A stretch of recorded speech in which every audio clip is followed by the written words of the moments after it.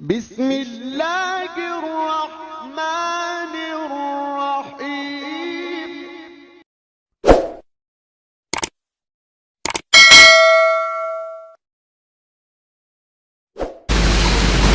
أعوذ بالله من الشيطان الرجيم.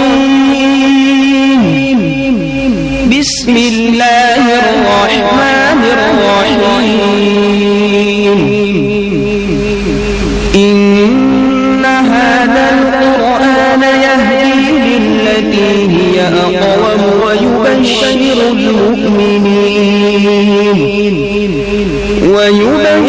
المؤمنين الذين يعملون الصالحات أن لهم أجرا كبيرا، وأن الذين لا يؤمنون بالآخرة أعتدنا لهم عذابا أليما.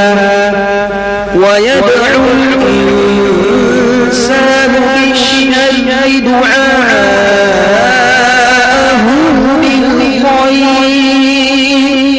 وكان الإنسان عجولا. وجعلنا الليل والنهار آيتين فمحونا آية الليل وجعلنا آية النهار مبصرة لتبتغوا فضلا من ربكم ولتعلموا عدد السنين والحساب، وكل شيء فصلناه تفصيلا، وكل إنسان ألزمناه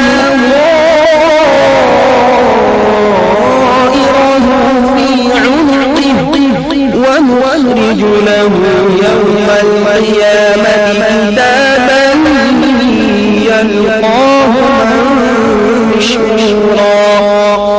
اقرأ كتابك كفى بنفسك اليوم عليك حسيبا. من اهتدى فإنما يهتدي لنفسه، ومن ضل فإنما يضل عليها، ولا تزر وازرة وزر أخرى، وما كنا معذبين حتى نبعث رسولا.